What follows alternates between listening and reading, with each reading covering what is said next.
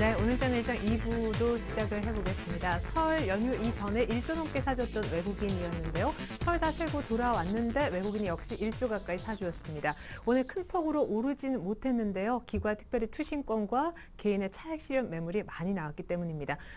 종가는 1950선 초반에서 끝난 모습인데 엄밀히 말하면 200일 장기 이동평균선도 아직은 뚫지 못하는 모습인 것 같습니다. 정확한 종가, 원달러 환율까지 확인해보고 돌아올게요.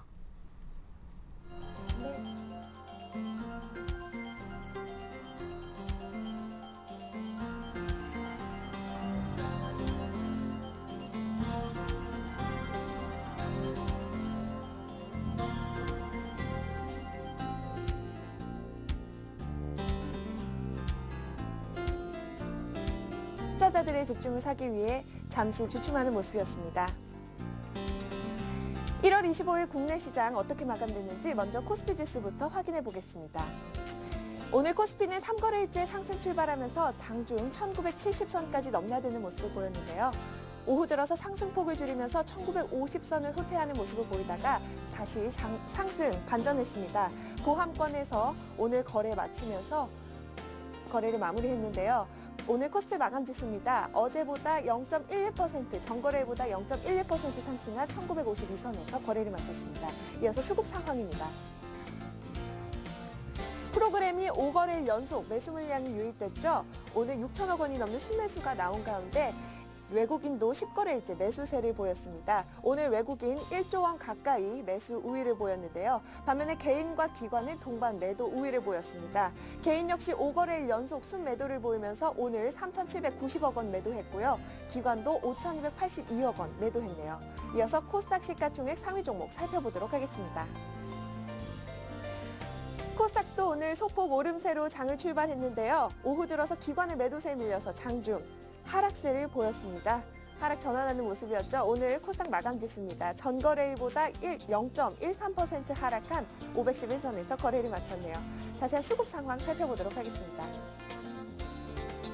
오늘 기관과 외국인 역시 동반 매도 우위를 보였습니다. 기관은 287억 원, 외국인도 17억 원의 소폭 매도 우위를 보였고요. 반면에 개인은 364억 원의 매수 우위를 보이면서 거래를 마쳤습니다. 이어서 환율 흐름입니다. 환율이 닷새째 하락하면서 1,120원대까지 내려왔네요. 설 연휴 기간 중 유로 달러가 강세를 보이고 또 외국인의 주식 매수세가 이어지면서 환율이 하락 압력을 받는 모습이었습니다. 오늘 환율은요, 전거래일보다 8원 40전 하락한 1,125원에서 거래를 마쳤네요. 이어서 코스피 시가총액 상위 종목 살펴보도록 하겠습니다. 오늘 통신업과 보험, 전기전자 업종이 강세를 보인 하루였죠. 삼성전자가 사흘째 상승 행진을 이어가면서 사상 최고가를 경신했습니다. 112만 원을 돌파했는데요. 오늘 종가는 111만 4천 원에 거래를 마쳤네요. 현대차도 0.86% 강보합권에서 23만 4천 원에 거래를 마쳤고요. 포스코도 닷새째 상승세 이어갔습니다. 철강 가격 반등 기대감에 오늘 하루 강세를 보였는데요. 42만 1,500원에 거래를 마쳤습니다. 다음 종목입니다.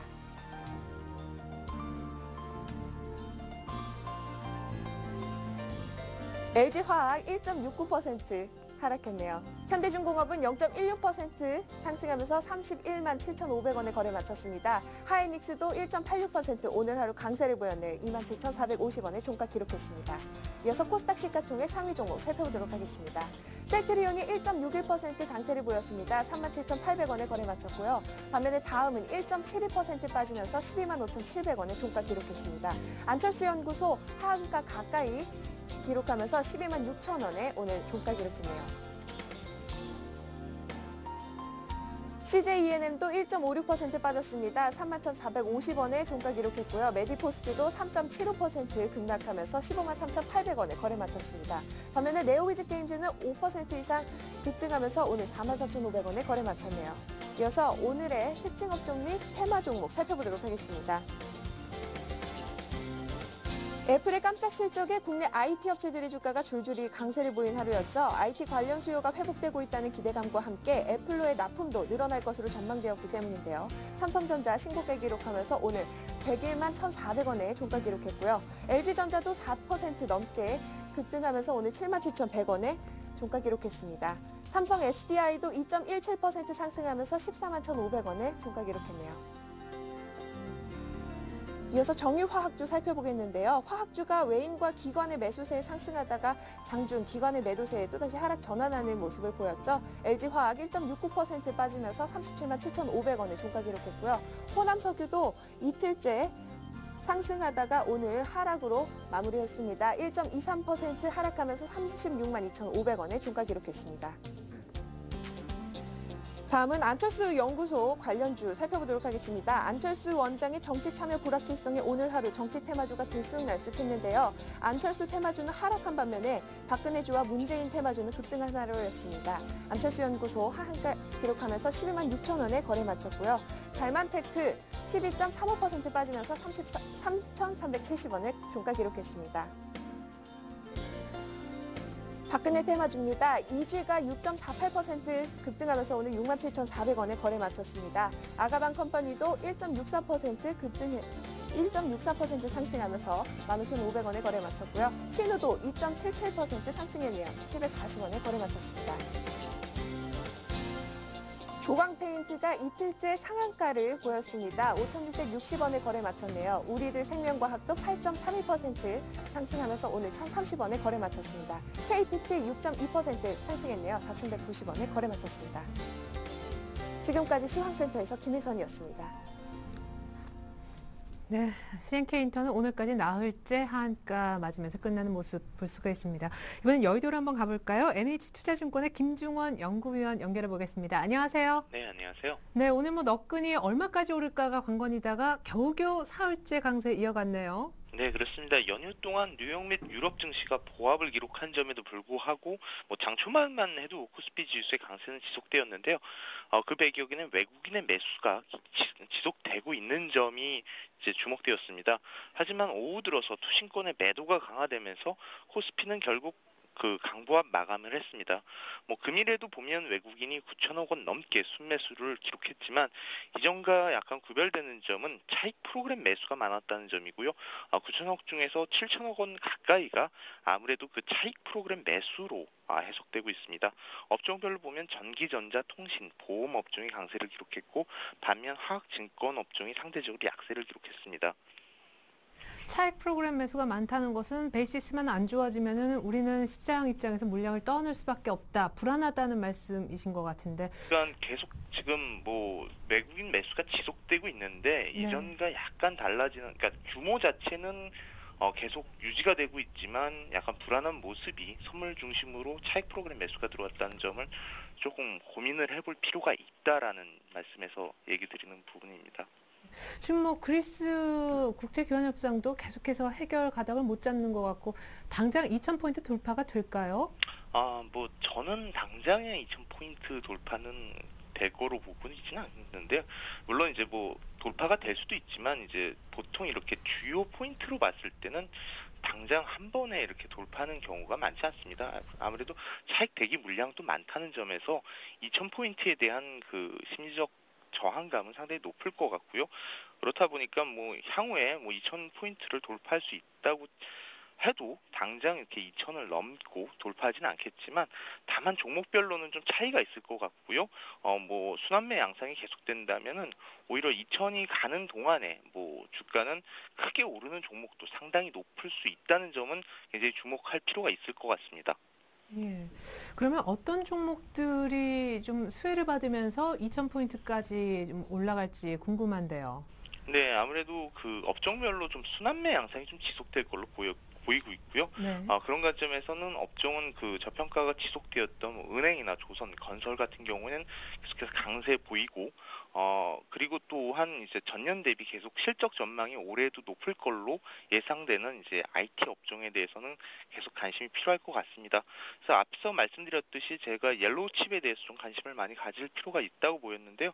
그런 관점에서 업종별로 세컨티어 종목에 특별히 좀 관심을 갖는 것이 좋을 것 같고, 이러한 증시 상승 흐름은 아무래도 그 1월 30일 날 유럽 정상회담이 예정돼 있는데 그때까지는 좀 지속되지 않겠느냐. 하지만 유럽 정상회담 동안에 이렇게 유럽 그 문제가 완전히 해소되는 그 아주 돌파구가 나올지는 쉽지는 않기 때문에 오히려 그 이후에는 좀 차익 매물이 나올 수 있다는 점은 좀 주의할 필요가 있을 거로 보입니다. 예. 자, 저평가된 업종이거나 혹은 IT, 특별히 이동주에 관심을 부탁하셨는데 오늘 밤에 미국의 FOMC 회의 결과 나오지 않습니까? QE3 이번에는 나올 가능성이 낮은 거 맞나요? 근데 뭐 그 미국 경제 지표 자체가 지금 계속 견조한 흐름을 보이고 있다는 점에서는 QE3 가능성은 점점 뭐 줄어드는 걸로 보이고요. 뭐 어차피 그렇다 하지만은 이제 연말까지 계속되었던 그 국제 글로벌 공조에 따른 유동성 효과가 증시에서는 지금 당장 1월 달에 나타나고 있다는 점, 그리고 1월 말까지는 아무래도 그 유럽 정상들 간의 교차 회담, 뭐 유럽 오늘도 뭐 스페인 정상과 프랑스 정상이 만나고, 그리고 30일 날은 유럽 정상들이 다 모이고, 이렇게 그 계속 그 정상들 간의 그 회담을 통해서 아무래도 그 유럽발 악재에 관해서는 다소 좀 좋은 내용들이 많이 나올 수 있다는 점에서는 그 유동성 효과가 어느 정도 일정 부분은 좀 나오지 않을까라고 보고 있습니다. 예, 알겠습니다. LTRO 효과에 대해서도 짚어주셨고 NH투자증권 김중원 연구위원의 전략 저희가 잘 확인을 해봤습니다. 이등주에 대한 관심 아직까지 기억에 남네요. 고맙습니다. 감사합니다. 네, 이제는 스튜디오에 두 분의 전문가 직접 모셔봤거든요. 조금 더 깊이 있는 이슈 얘기까지 나눠보겠습니다. 메리츠 종금증권 동소문 지점의 강보경 대리님, 그리고 SK증권 일산지점의 신민승 과장님 함께합니다. 두 분 안녕하세요. 안녕하십니까? 네, 설 잘 다들 새셨죠? 네, 잘 보내고 왔습니다. 예, 우리 뭐 신민수 과장님은 이렇게 약간 싱가포르 냄새가 나는 것 같아요, 스튜디오에. 그렇습니다. 스튜디오에 냄새가 날지는 몰랐습니다만 네. 아무튼 잘 보내고 왔습니다. 네, 싱가포르에 가서 뭐 특별히 우리 주식시장에 대한 뭐 뉴스를 챙겨보셨다든지. 뭐 딱히 그런 건 아니고요. 예. 대신에 공부는 틈틈이 오늘 새벽에 일찍 출근해서 공부는 계속적으로 했습니다. 예, 알겠습니다. 뭐 고향이 부산으로 제가 기억하고 있는데 강보경 대리님은요? 네, 저는 부산에서 일단 휴식을 좀 취하면서 앞으로의 장에 대한 생각을 조금 해봤었고요. 예, 일단 뭐 해운대 앞에 가서 이제 회를 좀 한 접시 드시면서. 예, 그렇습니다. 예, 그래 2,000포인트를 가면 어떤 종목을 사야 되지 이런 고민. 네, 이제 어떤 종목 시장은 많이 올랐는데 어떤 종목에 접근을 하면 수익을 낼 수 있을까 그런 고민 잠깐 하고 좀 많이 쉬었던 것 같습니다. 예, 고민은 잠깐 쉬는 게 많았다. 그 고민 이후의 결론을 저희가 잠시 후에 확인해 볼 수 있을 것 같으니까 저희가 종목 얘기 준비하고 있으니까 조금만 기다려 주시면 좋겠습니다. 먼저 두 분이 특별하게 좀 준비해 오신 이슈부터 어떤 것인지 확인해 볼게요. 자, 이슈 크게 세 가지네요. 1950을 넘은 코스피입니다. 유동성 랠리라고들 하는데 이것이 계속해서 지속될는지 체크해 보겠고, 두 번째로는 집중 해부합니다. 이 같은 장세에 꼭 맞는 투자법은 어떤 것인지 투자 방법을 말씀을 드리겠고요. 세 번째로 저평가 종목을 공략하는데 그 선별법도 한두 가지 정도, 방법이 하나가 아니라고 해요. 이 방법도 구체적으로 확인해 보도록 하겠습니다. 네, 먼저 첫 번째 이슈부터 들여다보겠습니다. 1950은 일단 넘어섰는데 유동성 랠리가 계속되는지 우리 강보경 대리님, 지난주에 이미 미니 유동성 랠리라고 말씀하셨던 기억이 나요. 1930까지는 갈 수 있다고 하셨는데 이미 50까지는 왔네요. 네, 이미 오버슈팅이 나오고 오늘 장중에 이미 그걸 다 이제 채우는 모습을 보였습니다. 지난주에 제가 말씀드렸던 부분 혹시 들으셨던 분들은 아시겠지만 유럽 시장 그렇게 안 좋다는 유럽 시장도 121선 넘어 경계선 넘어서 200일선을 향해 가는데 우리 시장 너무 못 가는 거 아니냐, 따라갈 수 있다라는 부분 포인트로 말씀드렸었습니다. 지금 우리 시장에서 그러면 이 정도까지 왔는데 앞으로 더 갈 수 있을지 없을지 가장 궁금해하신 부분인 것 같은데요. 그 부분을 가장 쉽게 좀 기술적인 지표로 말씀을 드리도록 하겠습니다. 일반적으로 기술적인 지표를 본다는 것은 제가 뭐 가끔 기술적인 지표를 참고를 하는데 뭐 항상 이 지표에 따라서 매매를 공략하시면은 아무래도 좀 그 부분이 좀 많이 헷갈리실 수도 있을 것 같은데 제가 보는 관점은 이렇습니다. 너무 많이 빠졌을 때 과연 여기서 더 빠질 수 있느냐, 그리고 많이 올랐을 때 여기서 추가로 더 올라갈 수 있느냐, 이 부분을 포인트로 보는데요. 그 지표 중에 하나가 RSI라는 지표입니다. 좀 어려우실 수도 있는데 RSI라는 지표 상대 강도 지표라고 하는데요. 일단 시장에서 변동성이 어느 정도 진행이 되고 있느냐, 여기서 이게 과열이냐 침체냐를 나타내는 부분입니다. 제가 미국 지표를 보면서 간단하게 좀 설명을 드리도록 하겠는데요. 이 RSI라는 지표는 변동성 강도를 백분율로 나타낸 지표인데 70을 넘어가면 일반적으로 과열로 여기고 그리고 30 밑으로 내려가면 침체로 여깁니다. 네. 미국 시장 차트를 보시면 요 밑에 제가 RSI를 만들어 놨는데요. 이 선이 70선입니다. 70을 넘어서면 지수가 하락을 하고 그리고 또 70을 넘어서니 또 지수가 하락을 하고 지난번에 또 70 넘어가니까 또 단기적으로 또 하락하는 국면. 잘 그리고 들어맞네요. 네, 네. 올라오면서 이제 또 70을 넘어서는 국면까지 왔습니다.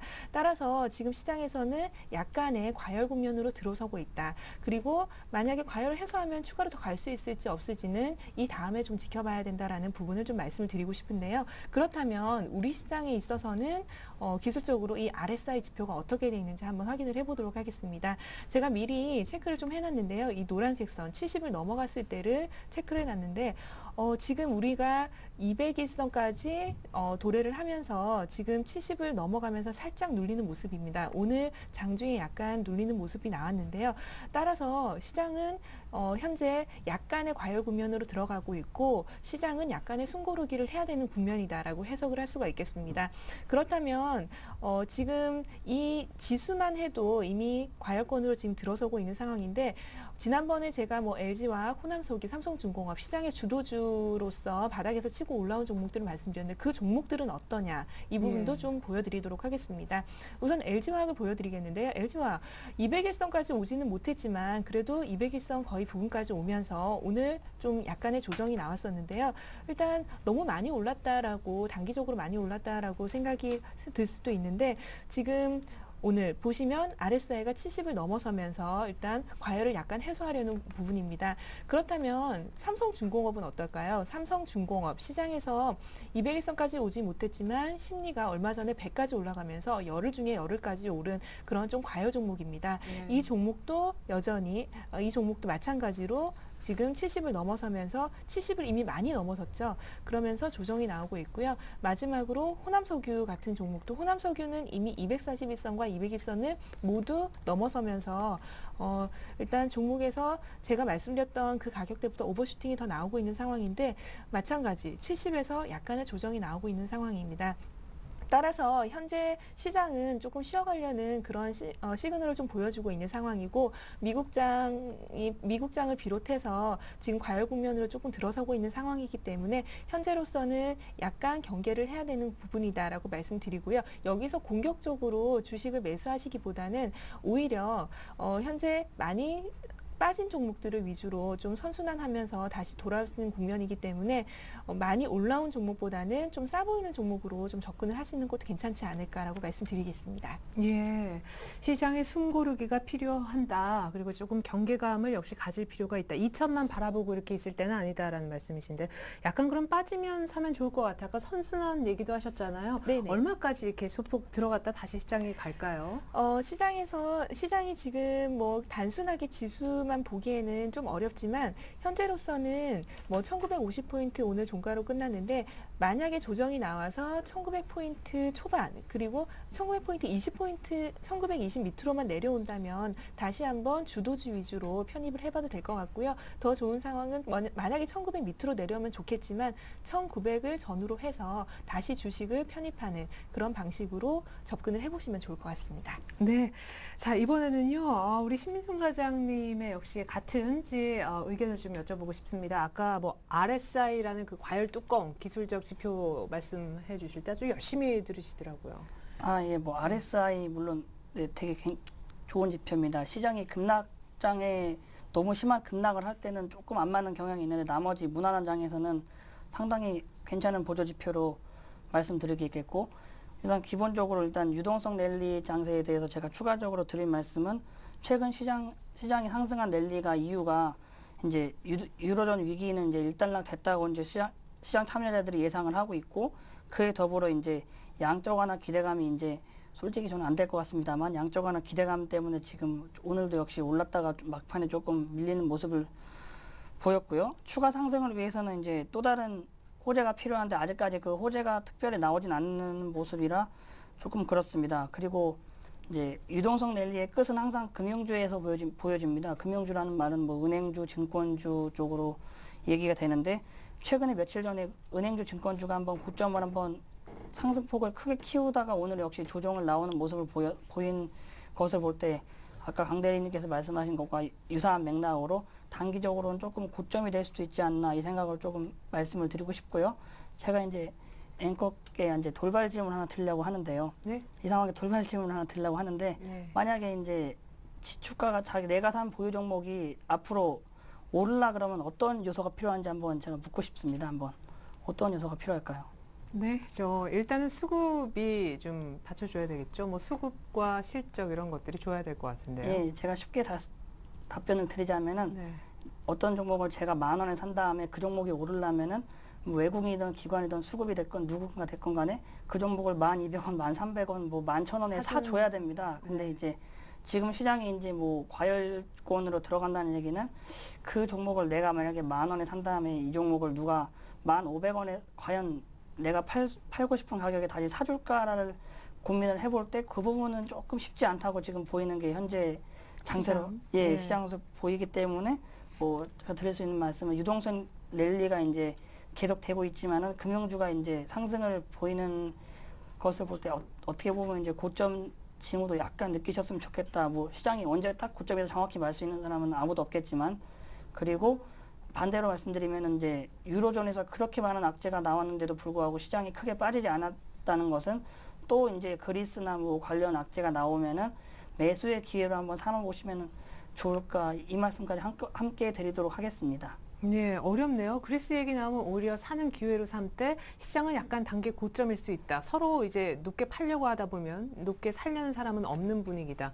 그러면 좀 쉽게 얘기해 주세요. 우리 강보은 대리님은 이제 부산 회 드시면서 한 결과를 얘기를 해 주셨거든요. 예. 뭐 좋게 보지만은 그래도 1920까지 잠깐 눌렸다 다시 갈 것 같은 이런 예. 시장 예상을 해 주셨는데. 그러면 여기 컴퓨터의 차트를 보면서 말씀을 드리도록 하겠습니다. 예. 일단 제가 몇 개 그어놓은 선이 있는데요.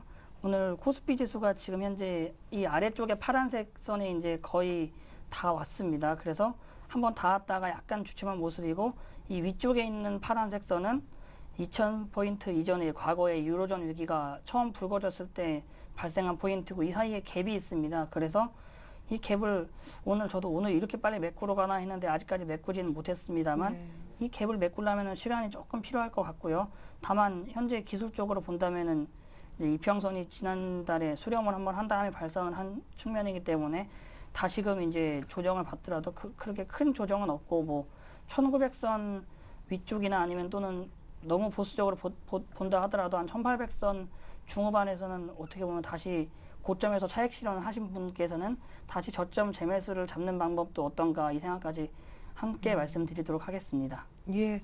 자, 이슈 두 번째 이제 장세에 맞는 투자법 알아보겠는데 저한테 돌발 질문을 하신 우리 신민승 과장님이 준비하셨죠. 지금 요즘의 대세는 정말 대형주 아닌가 싶어요. 예, 최근에 이제 지수가 이제 앵커께서 말씀하셨듯이 강세장이기 때문에 강세장에서는 시가총액이 높은 대형주가 투자하는 분들께서 좀 비교적 빠른 시간에 수익을 나지 않을까 이게 맞는 것 같고요.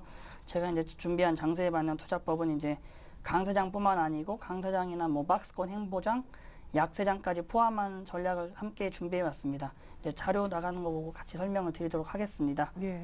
일단은 장세에는 크게 뭐 일반인 투자자들께서 쉽게 알 수 있듯 강세장과 이제 박스권 행보장 그리고 약세장으로 구분이 될 수 있습니다.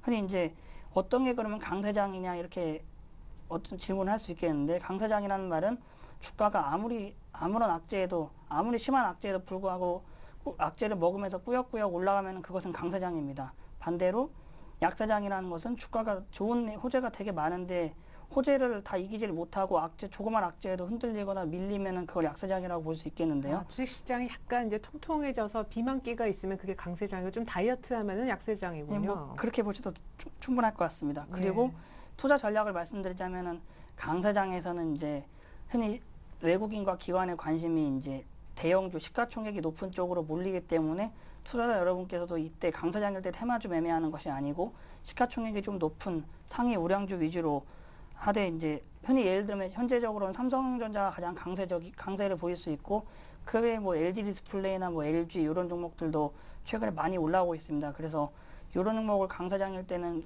눈여겨보시는 게 바람직하다고 보고요. 옆에 제가 거래대금을 적어놓은 게 있는데요. 거래대금이 7조 이상 이 종목이 꽤 중요합니다. 이유는 거래대금이 너무 부족한 경우에는 강세 시장을 시가총액이 높은 상위 종목을 올릴 수 있는 여력이 좀 안 되기 때문에 거래대금을 7조 원 정도를 꼭 체크해 보시면 좋겠다고 말씀을 드리고, 최근까지 한 6달 정도 이어온 박스권 횡보장에서는 거래소에서 이제 너무 시가총액이 큰 종목은 대형주는 좀 부담스럽고 이제 중형주 위주의 트레이딩이 좀 바람직하다고 보입니다. 아까 이제 NH투자증권의 연구원께서도 네. 이제 옐로우 칩이라고 표현하셨는데, 뭐 옐로우 칩이나 중형주나 어떻게 말이죠. 보면 큰 맥락에서는 같다고 볼 수 있겠고요. 네. 이럴 때는 이제 거래대금이 이제 4조에서 6조 원 내에 올 때 이제 이런 시가총액 대형주는 못 움직이더라도 이런 뭐 시가총액에서 뭐 50이 밖에 있는 종목이라도 종목 중에 움직이는 것도 있습니다. 제가 몇 개 나열해 왔는데, 뭐 애경유와 금호타이어는 제가 방송에서 한두 번씩 언급을 하고 추천도 드린 적이 있고, 그 외에 필라코리아 이런 정도가 이제 중형주로 볼 수 있겠고, 이제 시청자분들께서도 이제 이런 종목 외에도 중형주가 상당히 많으니 한번 같이 검색해 보시는 것도 괜찮다고 생각을 드리고요. 마지막으로 약세장이 있습니다. 약세장에서 이제 코스닥 개별 테마주 하면 이제 꼭 테마주가 약세장에서 다 가는 건 사실 아니고요.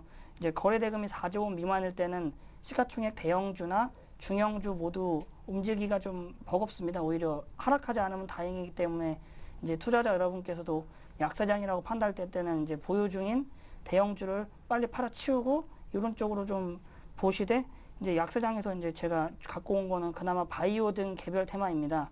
그 이유는 이제 투자자들께서도 이제 증시에 이런 농담이 있는데요. 이제 강세장일 때는 매매가 어떻게 보면 되게 쉽습니다. 시가총액 상위 종목 적당한 타이밍에 사면 수익이 날 수 있는 구조지만은 약세장에서는 투자자들이 머리가 아픕니다. 그래서 머리가 아플 때 좀 효과가 있는 바이오주, 대학주 예. 이런 쪽 관련 쪽으로 이제 좀 제가 농담 삼아 우스갯소리도 말씀을 드리지만 실제로 오른 경우가 좀 많고요. 그래서 예. 이런 종목 위주로 보셔야 될 것 같고, 다만 이제 테마주는 매매하시는 방법이 다 다르겠지만 한 가지만 말씀드리면, 삼박자 트레이딩이라고 해가지고 세 번째 날까지 강세가 나오는 경우는 단기 매도권으로 생각해 주시면 더 좋을 것 같습니다. 네, 예, 3번 많이 수익을 냈으면 또 많이 묵었다 아이가 이렇게 얘기할 수도 있겠죠. 그러면 지금 장세에 맞는 투자법을 얘기하셨는데 지금 완전히 강세장이에요? 아니면 박스권 횡보장이에요? 지금 박스권 횡보를 뚫고 강세장으로 가는 중간에 있는 것 같아가지고. 예, 지금 제 의견도 비슷한데 박스권 횡보장에서 이제 강세장으로 도약을 하기 직전의 모습이라고 지금 보이고 있습니다. 강세장으로 가려다가 오늘 잠시 주춤했지만 한 번 정도 강세장으로 더 이제 뭐 당장 내일은 못 가더라도 뭐 1월 말이나 2월 초중순에 한번 이제 역시 유럽의 정상회담이나 뭐 같은 모멘텀을 잡아먹으면서 강세장을 모습이 한번 나오지 않을까 이렇게 전망을 하고 있습니다. 그러면 중소형주 사면 수익이 나는 거예요? 아무래도 강세장이 도래할 중형주? 때는 이제 중소형주보다는 오히려 중형주 또는 이제 대형주가 마땅하다고 보이는데, 대신에 대형주가 너무 많이 갔을 때 그것을 추격하기보다는 대형주가 잠시 쉴 때 이제 중형주 쪽으로 패턴이 왔을 때 트레이딩 관점에서 접근해 보면 어떨까 생각을 한꺼번에 말씀을 드리겠습니다. 예. 그러면은 지금 중형주 산다 그래도 대형주가 조금 더 갈 수도 있을 것 같은데 대형주는 지금 매수 타이밍이에요? 제 개인적으로는 대형주는 지금 약간 이제 타이밍을 약간 놓쳤다고 보고 있고, 왜냐하면 아까 삼박자 트레이닝 말씀드렸는데 지수 역시 지금 오늘은 약간 상승이 그쳤지만은 이제 지난주 거래일 연속 3일 연속 대형주 많이 올랐죠. 예, 대형주가 네. 오른 감이 있기 때문에 여기에서 무리하게 쫓아가기보다는 아직까지 이제 거래량이 늘어나지만 크게 주가가 가지 못한 중형주 쪽으로 위주로 보셔도 좋지 않나 이렇게 생각을 말씀드리겠습니다. 네, 이제 막 박스권 돌파 시작하는 LG전자가 문득 또 제 머릿속에 지나갔습니다. 그래요, 이번엔 이슈 3번째 우리 강보현 대리가 준비하신 저평가 종목들 이거 얘기를 좀 해보겠습니다. 아까 시장이 조금 쉴 수 있기 때문에 또 단기간에 많이 올라왔고 조금 싼 종목 발굴이 필요하다라는 취지에서 이거 준비하신 것 같아요. 네, 그렇습니다. 지수가 아무래도 이제 고점 부분에 있다 보니까 뭐 신 과장님도 그렇고 저도 그렇고 만약 많이 올라온 종목들을 따라가기보다 어떤 대안을 찾아 찾아야 되느냐 그 부분에 많이 포커스를 맞추시는 것 같은데요. 네. 신 과장님이 중소형주를 말씀하셨다고 하면 저는 대형주 중에서도 좀 싸 보이는 종목들, 그래도 바닥권에 있는 종목들을 한번 접근을 해보는 것도 괜찮은 방법이겠다라는 새로운 접근법을 좀 말씀을 드리도록 하겠습니다. 저평가 종목을 공략하는 방법 많이 궁금하실 텐데요. 물론 이 부분이 어떤 게 싼가, 뭐 이게 뭐 10만 원이 넘는 종목인데 이게 싼 건가, 아니면은 그냥 만 원짜리인데 싼 건가, 지표가 좀 정확하지 않은 부분이 있는데 이 부분에 있어서는 우리가 이제 주가 수익 비율이라고 하는 PER, 퍼라고도 하죠. 이 부분을 많이 적용을 하고 있습니다. 우리가 쉽게 설명해서 만 원짜리 주식을 샀는데 이 만 원짜리 주식이 1년에 1,000원 수익을 냅니다. 그러면은 이 PER이 10배라고 생각을 하시면 됩니다. 그래서 이 10배를 기준으로 해서 이제 항상 같은 건 아니지만 그 밑으로 나왔을 때는 좀 싼 종목이다. 그리고 뭐 많이 뭐 20배, 30배 되는 종목은 비싼 종목이다. 이렇게 쉽게 설명을 할 수가 있겠는데요. 단순하게 그러면 코스피의 현재 PER은 얼마인가? 2012년 기준으로 해서 예상 PER이 8.7배라고 합니다. 그러면은 우리 시장 8.7배 대비해서 그것보다 싼 종목을 좀 선별을 해봤는데요. 일단은 그 선별을 앞두고 이 방법을 두 가지를 좀 설명을 드리도록 하겠습니다. 네. 첫 번째로는 현재 시장 대비해서 PER이 낮은 종목, 저 PER이라고 하는데요. 그 부분을 선별할 수 있다. 그리고 두 번째로는 그 종목의 과거의 PER을 계속 비교를 해봤을 때 과거 대비해서 현재가 싸다. 이렇게 두 가지로 구분을 할 수가 있겠는데요. 제가 준비한 첫 번째 표를 한번 보시도록 하겠습니다. 이것은 현재 시장 대비해서 좀 싼 종목을 좀 선별을 해봤는데요. 금융주가 좀 많이 들어간다라는 게 좀 눈에 띕니다. 네. 금융주는 은행주는 보통 PBR을 기준으로 하기도 하는데 그냥 단순하게 PER 기준으로 해서 말씀드리겠습니다. 기업은행이 5배 정도 되고요. 주 SK가 5.3배, 그리고 우리금융이 5.14배, 한화가 6.8배, 코오롱인더가 6.3배 이런 식으로 해서 5배에서 6배 정도 종목들을 한번 꼽아봤는데요. 통신주 네. SK텔레콤도 들어있고요. 지금 은행, 금융주, 그리고 지주사, 그리고 화학주도 들어가 있고 기계업종도 들어가 있습니다. 주가를 보면은 거의 다 바닥권에 있는 종목들인데요. 지금 너무 싼데도 불구하고 주가는 바닥권에 있는 종목들. 만약에 시장이 쉰다면은 이런 쪽에서 한번 노려보시면 더 빠질 데가 없기 때문에 네. 이 정도에서 접근을 해보시는 것도 좋을 것 같고요. 그렇다면은 뭐 현재 은행주 같은 종목들은 다 바닥 대비해서 조금 올라오긴 했지만 여전히 바닥권이기 때문에 그렇죠. 이 유동성장이 조금 지속이 된다고 했을 때는 접근이 가능하다고 보고 있습니다. 그리고 두 번째, 역사적으로 이 종목의 PER을 대비해서 현재 어느 정도의 수준에 와 있는가라는 부분인데요. 제가 준비한 두 번째 표를 한번 보시겠습니다. 요건 단순하게 그냥 그 투자자분들이 보시기 쉽게 그냥 좀 예전에 과거에 PER이 높았던 종목을 가지고 왔는데요. 대림산업, 예전에 30배가 넘는 PER을 보여줬던 쪽도 있었습니다. 네. 하지만 현재 5배 정도의 수준으로 굉장히 좀 싼 가격대로 내려왔는데요.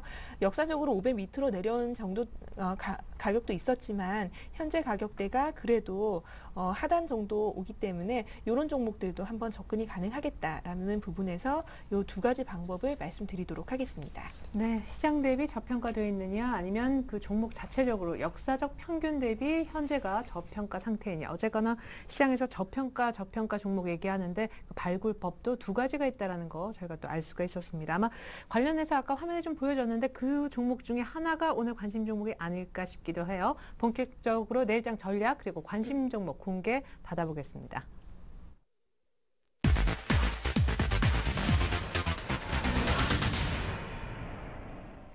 네, 오늘 밤 미국의 FOMC 회의를 앞두고 있습니다. 내일은 어떤 전략이 필요할까요? 좀 전에 또 저 PER 종목 설명해 주신 강보영 대리부터 알아볼까요?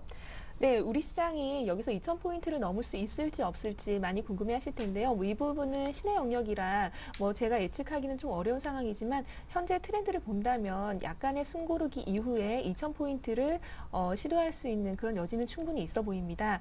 현재 상황에서 제가 지난주에 미니 유동성 랠리를 말씀드렸는데 현재 그 국면에서 여전히 연장선상에 있다고 보고 있습니다. 현재 안전자산에서 위험자산 쪽으로 계속 자금 자금이 몰리고 있는 상황인데 오늘만 보더라도 외국인이 우리 시장을 이렇게 이제 지수를 산다고 하죠. 시장을 사는 그런 흐름을 보이고 있는데 1조 가까운 매수세 굉장히 놀랍습니다. 계속 들어오고 있고요.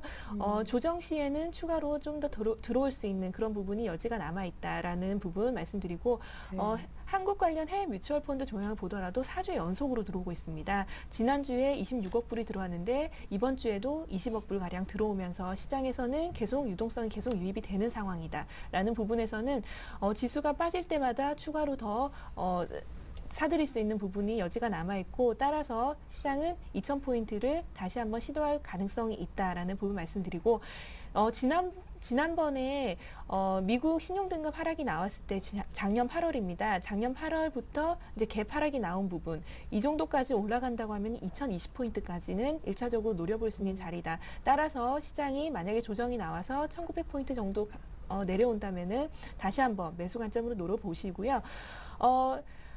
지금 두 가지 부분을 나눠볼 수 있을 것 같습니다. 미국 지표가 계속 호전이 되고 있기 때문에 그 호전이 되는 부분 수혜를 받는 IT 업종 조정이 나오면 추가로 계속 담아보도록 하시고요. 그리고 앞에서 말씀드렸던 저평가 종목들 많이 싸 보이는 종목들은 그냥 여기서 무난하게 담아보실 수 있는 자리가 아닌가 지금 생각을 하고 있습니다. 네. 그래도 2,000포인트 탈환 시도는 이어질 수 있는 그런 분위기다. 강보윤 대리님 또 저평가 얘기도 계속 해주셨는데 신민승 과장님은요? 예, 일단은 시장이 이제 유럽보다는 중국이나 좀 좋은 쪽을 찾기 시작했다는 점은 긍정적인 호재로 받아들일 수 있다고 볼 수 있고요. 예. 더불어 이제 수급까지 이제 외국인들이 오늘도 엄청나게 많이 샀지만은 프로그램이든 차익으로 샀든 간에 어쨌든 산 거는 산 거니까요. 예. 일단은 그래서 수급적으로 나쁘지 않기 때문에 FOMC나 아니면 또 유럽발 위기, 조그마한 위기 가지고 주가가 빠지는 경우에 지금 단기 과열권이기 때문에 약간 이제 조정이 나올 수 있는데 그런 조정을 이용하셔서 이제 시대가 조금 좋아졌을 때 더 저가에 매입할 수 있는 전략을 취하면 어떨까 이 생각을 말씀드리고 하나 더 이제 말씀드릴 게 제가 이제 방송에 나와서 2번 얘기한 건데 외국인들 이제 물론 매매는 잘 하시지만 작년에 같은 경우에 동네 바보형 짓을 2번 하셨습니다. 그래서 이번에 같은 경우도 1900 지금 오늘 50, 60인데 여기서 이제 샀다는 얘기는 여기서 1900이 가면은 여기서 1900 미만으로 갔을 때 외국인들이 그러면 이 산물량을 손절을 하느냐 손절을 하면 또 동네 바보형이 됩니다. 그래서 외국인들이 2번 동네 바보형 짓을 했기 때문에 이번에는 그렇지 않을 것이라고 판단을 해서 1900 미만에 갔을 때 외국인들이 이제 과거의 과오를 이제 다시 되풀이하지 않는 것을 감안했을 때 역시 같이 외국인들 살 때 계속적으로 살 때 우리 개인 투자가께서도 같이 매매에 동참하시는 게 어떨까 이 말씀까지 드려보고 싶습니다. 예. 동네 바보형인데 형이 참 돈이 많죠. 예. 이렇게 해서 저희가 내일장 전략까지 알아봤고 우리 강보경 대리님의 관심 종목 지금 이제는 공개를 받아볼 때가 온 것 같습니다. 아까 그래도 싼 대형주가 궁금하신 분들께 아마 해답을 줄 것 같아요. 네, 정확하게 보셨습니다. 오늘 준비한 종목은 SK 말씀드리겠습니다. 네, 아까 PER 5.3배 정도였던. 예, 맞습니다. 예. SK 제가 SK 이노베이션을 좀 담고 싶었던 생각이 있었는데요. SK 이노베이션 이미 좀 날아가 버려서 주 SK를 준비를 해봤습니다. 일단 비중은 20% 그리고 1개월 보유를 말씀드리고요. 최근에 유가가 그래도 견조한 흐름을 계속 보이고 있는 상황이기 때문에 지금은 SK 흐름과 거의 비슷하게 간다라는 부분에서 좀 뒤따라갈 수 있는 부분 말씀드리고 주가가 거의 바닥권을 탈출을 하고 있는 흐름입니다. 외국인과 기관의 양매수가 좀 강하게 들어오면서 바닥권에서 움직임이 좀 좋아 보이고요. 그리고 그룹사 리스크가 해소된다는 부분 굉장히 긍정적이죠. 일단 악재가 1차적으로 지나갔다는 부분 그리고 앞에 말씀드렸던 절대 저평가 국면이 해소되는 국면이다라는 부분 일단 굉장히 긍정적으로 보이고요. 매수가와 목표가를 말씀드리도록 하겠습니다. 제가 오늘 매수가는 14만 8천 원 이하로 잡아왔는데요. 일단 현재 가격에서는 잡아도 되겠다라는 생각으로 말씀드린 겁니다. 일단 일단 내일부터 14만 8천 원 밑에서는 그냥 분할 매수 관점으로 편안하게 담아보시고요. 목표가는 15만 6천 원 말씀드리고 241선이 놓여있는 15만 6천 원 그리고 손절 라인은 좀 의미 있는 지지선인 13만 원 제시해 드리도록 하겠습니다. 네, 시장 대비 저평가된 종목 지주회사 SK를 관심 종목으로 제시를 하셨습니다. 신민승 과장님은요? 예, 아까 제가 방송에서 몇 번 말씀드렸지만 단기적으로 약간 과열권에 국면했기 때문에 금주의 추천 관심 종목은 따로 드리지 않겠는데 그렇지만 이제 다음 주에 추천 종목은 오늘 강보경 대리님께서 추천한 종목과 되게 유사한 종목을 이제 다음 주에 추천해드리도록 하겠습니다. 이런 경우는 처음인데요. 왜 특별히 오늘 혹시 이렇게 말씀하시는 거 보고 나도 저걸 해야겠다 이런 마음이 좀. 예, 꼭 SK 지주사는 아닌데 이제 SK 쪽 관련 추천을 드리기는 제가 이제 계열사 직원으로서 조금 이제 부담스러운 점도 있기 때문에 그러네요. 예. 그래서 이제 그 관련 계열사인 종목 하나를 제가 다음 주에 이 시간에 들고 나오도록 하겠습니다. 예. 참고로 우리 신민승 과장님은 처음 출연하셔가지고 SK 또 케미칼을 말씀하셨던 기억도 예. 있는데 뭐 아무런 관련이 없는 거죠? 예, 그쪽하고는 그렇게 상관이 없는 것으로 저도 알고 있습니다. 예, 알겠습니다. 자, 다음 주에 또 종목 이렇게 또 말씀하시니까 더 기대가 됩니다. 그러면 강보경 대리님 기존 포트 보면서 AS 종목 받아볼게요. 자, 종목이 크게 세 가지였네요. 제일모직, 한국카본, 한라건설 각 10%씩 들려져 있었었고요. 한라건설은 이제 재무구조가 개선되는 중소형 건설주로서 지난주에 말씀하신 바가 있었습니다. 누적 순위를 한번 볼까요? 자, 한라건설 같은 경우에는 소폭이나마 수익이 지금 나는 중인데 한국카본도 뭐 두 자릿수의 좀 수익이 났으면 하는 바람입니다. 목표가를 한번 올리신 바 있는 종목이고 제일모직도 이제 10만 원 이상 주가가 다시 회복을 했네요. 네, 포트 변경을 위해서 일단 현금 비중이 좀 높은데요. 일단 종목들 현재 뭐 양호한 수익률은 보이고 있지만 아직까지 뚜렷한 그런 흐름은 나타나고 있지 않기 때문에 제 나름대로 조금 안타까운 부분이 있습니다. 하지만 제일모직이 지난번에 이번 목표가를 돌파를 할 수 있는 그런 다시 한번 힘을 좀 만들어주고 있는 상황이기 때문에 긍정적으로 보이고요. 현재 제일모직 같은 경우는 조정을 거치고 나서 이제 거래량이 실리면서 다시 올라오려는 그런 상황입니다. 현재 시가 11만 원 목표가로 제시해드렸는데 일단 사업 구조가 계속 개선이 된다는 점 그리고 삼성그룹 쪽에서 계속 이제 자본을 투입을 하면서 현재 연구 개발비를 좀 많이 쓰고 있다라는 부분 좀 긍정적으로 보이면서 현재 그 유기재료 쪽 유기재료 쪽 현재 비중이 계속 늘어나고 있다는 점을 한번 감안을 해보시고요. 지금 현재 상황에서 제일모직 목표가 11만 원 제시해드리는 거 그대로 유지를 하도록 하겠습니다. 그리고 한국카본. 지금 한국카본은 지난번에 목표가를 올리고 나서 다시 한번 지금 조금 내려온 상황이긴 한데 그래도 여전히 양호한 흐름 이어가고 있습니다. 한국카본이 지난번에 이제 목표가 한번 올렸다가 맞아요. 지금 21선까지 내려온 상황인데 지금 만약에 안 갖고 계신 분들은 현재 지금 담아보시는 자리까지 내려온 상황이고요. 그리고 수급이 여전히 양호하기 때문에 그대로 홀딩 관점 말씀드리도록 하겠습니다. 마지막으로 제가 한라건설 제가 매수 가격을 약간 좀 낮게 제시를 드디어 해드렸는데 잡혔어요. 네, 예. 역시나 지금 많이 과열권에서 조정이 좀 나오는 모습이죠. 현재 121선까지 내려온 상황인데 뭐 지금 자리에서는 재무구조 계속 개선이 되고 그리고 제3자 유상증자 이제 거의 끝나면서 지배구조가 견고하다는 점 그리고 기업 가치가 레벨업 된다는 점을 감안했을 때 충분히 담아볼 수 있는 자리라고 말씀을 드리고요. 일단 14,000원대 초반에서 그대로 홀딩 관점 유지를 하면서 목표가 16,000원까지는 그대로 홀딩하도록 하겠습니다. 네, 역시 전문가시네요. 기다렸다 사자 했는데 한라건설 어김없이 이제 막 눌림목 매수가 됐습니다. 강보경 대리 AS 이렇게 해서 마쳤고요. 신민승 과장님 같은 방식으로 AS 받아봅니다. 자, 종목이 타이거 레버리지라는 ETF 상품과 DSK라는 종목을 20% 편입을 지난주 시간 얘기하셨습니다. 플렉서블 디스플레이 관련된 종목 DSK는 결국 매수가 미도달했네요. 그 다음날부터 튀어가더라고요. 타이거 레버리지는 오늘 장이 많이 좋아서 거의 목표가 12,000원에 근접했네요. 수익률도 좋고 일단 DSK부터 이게 매매 가능한 테마 뭐 중에 하나였잖아요. 예, 아쉽네요. DSK부터 이제 말씀을 드리자면은 예. 이제 차트부터 보시면 설명을 드리도록 하겠습니다. 이제 오늘 같은 경우에 이제 나왔지만은 최근에 이 노란색, 오렌지색 이평선의 21선에 이제 제가 다음은 매수하려고 이제 지난주에 준비를 했습니다만 지난주에 말씀드리자마자 이제 다 어떤 분들이 들으셨는지 그냥 올려가지고 이제 매수가에 도달은 하지 못했습니다. 그래서 예. 이 부분은 아쉽게 되었고 이제 현재 가격이 또 21선에 거의 다음 바로 봐서는 21선 이제 매매 투자하실 분들은 21선 이제 터치라인 이탈을 하시는지 안 하는지만 좀 유심히 보시면서 매매를 하시면 좋겠다 이 말씀을 한번 드려보도록 하고요. 그 다음에 이제 또 하나 이제 말씀드릴 게 이제 타이거 레버리지입니다. 타이거 레버리지 한번 차트 보시면서 설명을 드리겠습니다. 네, 한번 편입 실패했다가 이제 그렇게 너무 싸게는 못 살 것 같아서 그죠? 예, 타이거 레버리지는 일단은 제가 편입한 가격이 지금 1,600원 정도, 예, 그림으로 보면 한 이 정도 가격 정도 되는데요. 현재는 지금 이제 어느 정도 올라와 있는 상태입니다. 그리고 제가 이제 이쪽이 이제 제가 목표가로 제시하는 가격이 이제 12,000원 정도인데 그 가격의 기준을 이제 말씀드리자면은 지금 이제 빨간색으로 이제 장미 색깔로 보이는 쪽인데요.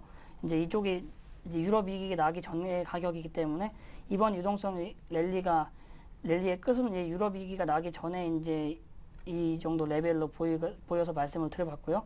이 장미색으로 제가 한 이유도 있습니다. 장미색으로 한 이유는 이 정도 장미색이요? 예, 이 정도로 하면은 주가가 장밋빛을 전망이 또 나오기 때문에 장밋빛 전망에 매수하는 게 아니고 매도를 하자 이런 원칙으로 제가 이제 설정을 해놨습니다. 따라서 아직까지야 뭐 약간 미도라 했지만 어쨌든 이제 다음 주 안에 한번 이제 목표가 도다시 이제 매도하는 방식으로 하겠습니다.